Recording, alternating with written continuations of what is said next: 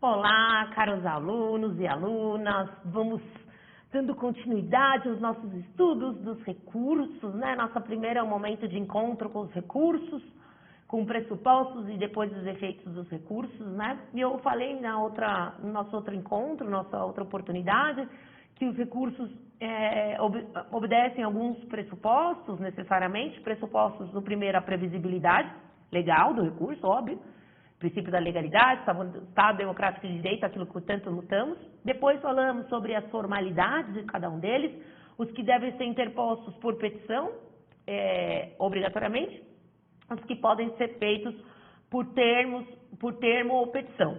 E aqui eu trago um julgado para vocês e falando disso, né?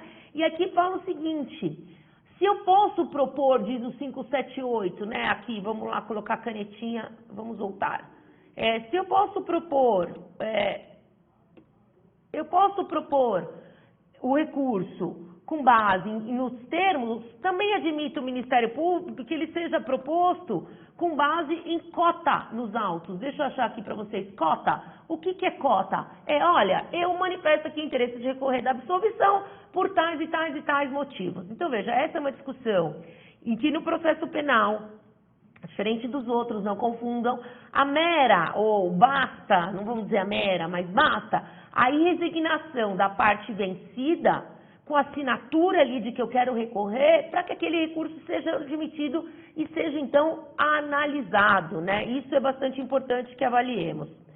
Depois, qual é o terceiro pressuposto? O terceiro pressuposto é a tempestividade. Então, não é porque o processo penal ele relativiza em algum momento a formalidade para que possa ter realmente o princípio da ampla defesa, né? Que eu também não tenha certas formalidades, como, por exemplo, o prazo da interposição, né? Então, existe a interposição, os prazos são peremptórios, quer dizer, peremptórios. Ultrapassado esse prazo, vai haver, então, uma preclusão, né, consumativa, onde eu não vou poder interpor o recurso, e a perda implica, né, na perda desse prazo, se eu perder o prazo de interposição, vai me constar que eu não interpus o recurso. Mesmo que eu ponha fora de prazo, ele não será considerado para uma reavaliação e um reexame da decisão. Então, ele tem que observar o prazo do processo penal, e eu observo mais uma vez, encarecidamente, meus amigos. O processo civil, ele mudou a contagem de prazo. O processo penal, não. Então, o termo de início e o termo final do processo penal continuam o mesmo, por favor, né? Então, no processo penal, a regra, o prazo é de 5 dias. Para interposição, ou seja, para eu dizer eu tenho interesse em recorrer. Então, esse prazo de 5 dias é da apelação do recurso em sentido estrito.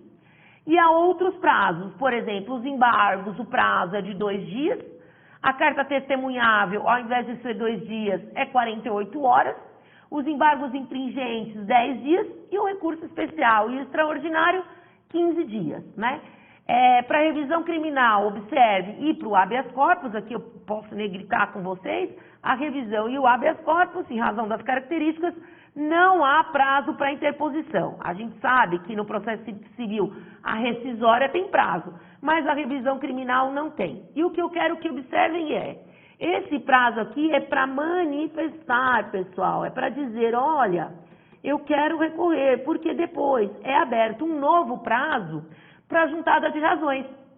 Lembra que eu falei que até a apelação é possível a juntada de razões em segunda instância, pelo 600 parágrafo 4º? Então, também é possível você observar isso daqui. Já, quando eu estou falando de recurso extraordinário, de recurso especial, quando eu estou falando de carta testemunhável ou embargos, eu já tenho que propor e falar qual o motivo da minha discordância, ok?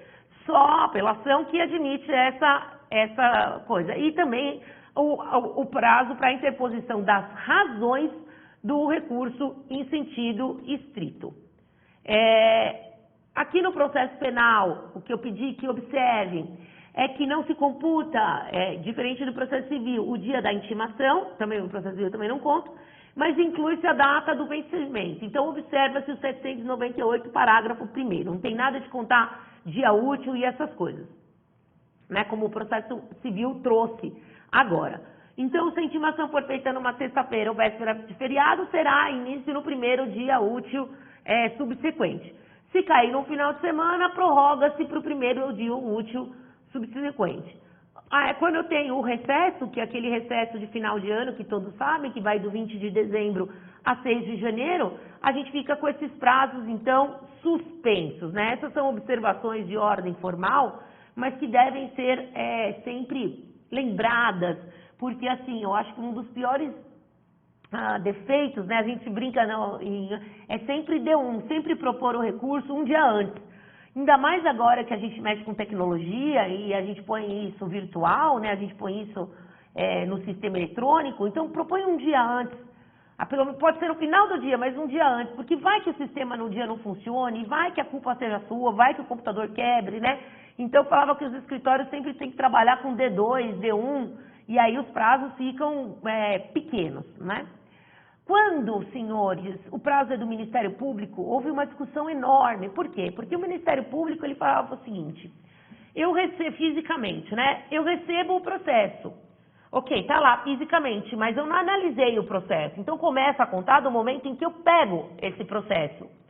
E aí veio vários julgamentos e o Supremo diz, não, o Ministério Público é o seguinte, você é órgão acusatório, a data vai começar a correr da data que ingressa na secretaria, a data que eles vão colocar ciente pelo Ministério Público. A partir dali, começa seu prazo. Não adianta você receber e só tomar ciência depois de um mês e achar que seu prazo vai correr depois de um mês.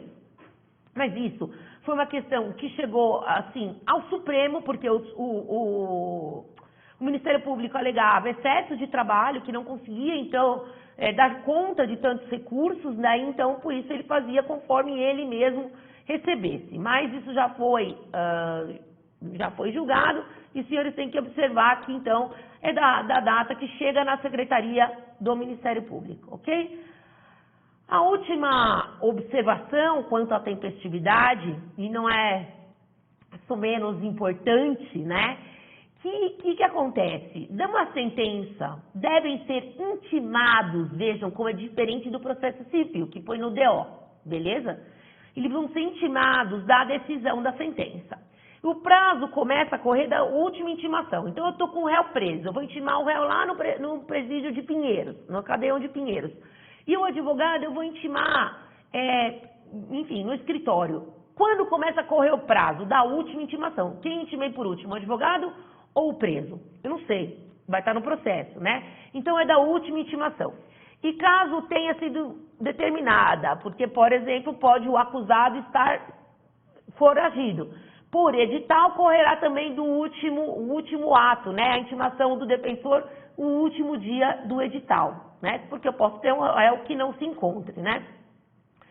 Agora, se a audiência for, se a sentença for proferida em audiência, consideram-se, então, intimados desde já. E o juiz fala isso aqui, se ele der a sentença. Normalmente, ele não dá a sentença, ele faz a instrução probatória em um momento único, ele abre um prazo, já intimado, saem as partes para apresentação das alegações finais. Onde vão juntar, então, as alegações, será aquele momento em que o advogado ou em que o Ministério Público fará um resumo do processo, um resumo daquela audiência única e apresentará, então, o seu melhor argumento para a acusação ou para a defesa, para depois seja proferida a sentença. Bom, os pressupostos, aí a gente falou dos pressupostos recursais, eu divido agora aqui alguns pressupostos subjetivos, né? E aqui, subjetivos, eu vou dizer, bom, quem tem legitimidade para recorrer? Eu tenho que ter aquele triângulo, aquela tríade processual, não é isso? O interesse, a legitimidade e a possibilidade, não, perfeito? E aí a legitimidade, nos termos do artigo 577 do Código de Processo Penal, vejam comigo, a legitimidade superdiscutida é o Ministério Público, o órgão acusador, né, que é a acusação. E também eu tenho legitimidade dos pressupostos, o querelante, que é aquele que apresenta a queixa, o réu ou querelado, porque ele tem que se defender, E seu defensor ou procurador, que é aquele que eu posso ter um réu que está foragido, mas ele tem um defensor nomeado pela justiça, porque eu não posso ter um réu sem defensor. Também, além desses, eu não posso esquecer do assistente de acusação. Professora, quem é o assistente de acusação? É aquele que ajuda o Ministério Público. Eu posso ter um assistente de acusação no júri, né? Agora, passada a legitimidade, Ministério Público, querelante, réu, defensor, assistente de acusação, eu tenho um problema que sempre pairou e a gente discutiu isso na graduação, né? Eu lembro de, na graduação, passar isso para os meus alunos. Eu tenho o caso, por exemplo, que eu tenho que intimar um réu preso e eu tenho que intimar o seu defensor. Eu intimo o réu, intimo o defensor. O réu fala, não quero recorrer. O defensor fala, eu quero recorrer. O que prevalece? A intenção de não recorrer por parte do réu ou de recorrer por parte do defensor que tem o conhecimento técnico? E vice-versa. O defensor diz, não é caso de recorrer, é melhor que ele já comece a cumprir a sentença. E o réu diz, eu quero recorrer, né? O que vai prevalecer? Então, assim, eu trouxe aqui para vocês uma súmula também já feita pelo Supremo, e diz, se o réu recorre pessoalmente da decisão declarando a intenção para o oficial de justiça já que é recorrer, o defensor ele não pode desistir contra a vontade do assistido. O defensor ele é obrigado a apresentar razões de recurso, porque o réu já disse para o oficial de justiça, eu não concordo com a decisão, eu quero recorrer. Mas, se ele manifesta a sua intenção de não recorrer, e seu defensor, que tem conhecimento técnico, acha que é caso de recorrer, haverá o recurso e ele será julgado. Por quê? Creia-se que é em benefício do réu, prevalecendo a intenção, então, daquele que tem conhecimento técnico de recorrer, né? E aí o Supremo Tribunal, por meio dessa questão, sumula na súmula 705, a renúncia do réu ao direito de apelação manifestada sem assistência do defensor, ou seja, ele fala para o oficial de justiça, não quero recorrer, não impede a apelação interposta pelo defensor. Por quê? Porque o defensor tem conhecimento técnico. Essa foi uma questão extremamente debatida, porque, vai valer a vontade do réu ou do defensor? Mas o defensor tem conhecimento técnico. Mas o réu quer recorrer. Bom, então o defensor é obrigado a seguir o desejo do réu de recorrer.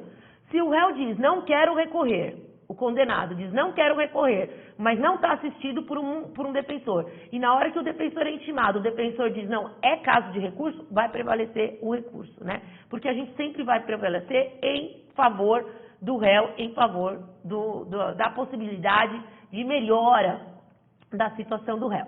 Então, aqui eu trouxe uma ementa do Tribunal de Justiça de Minas Gerais, apelação criminal, roubo majorado, enfim, e traz o teor da súmula. Então, vira e mexe, o Supremo ou o Superior Tribunal de Justiça avocam, né, ou provocam ou chamam a súmula 705 e diz, a renúncia do réu, tanana, e diz, o crime de roubo tem sua configuração com a invasão da posse da com a inversão, da posse da res furtiva, retirando-se da esfera de vigilância do ofendido, ainda que um curto lapso de tempo, aquele roubo que foi rápido, né? A presença de atenuante da confissão espontânea não possui a condução de reduzir a pena aquém do mínimo, atenção, enfim. E aqui é um caso que o defensor quis recorrer e o réu não queria recorrer. Então, a gente deve observar sempre o melhor para o réu, né?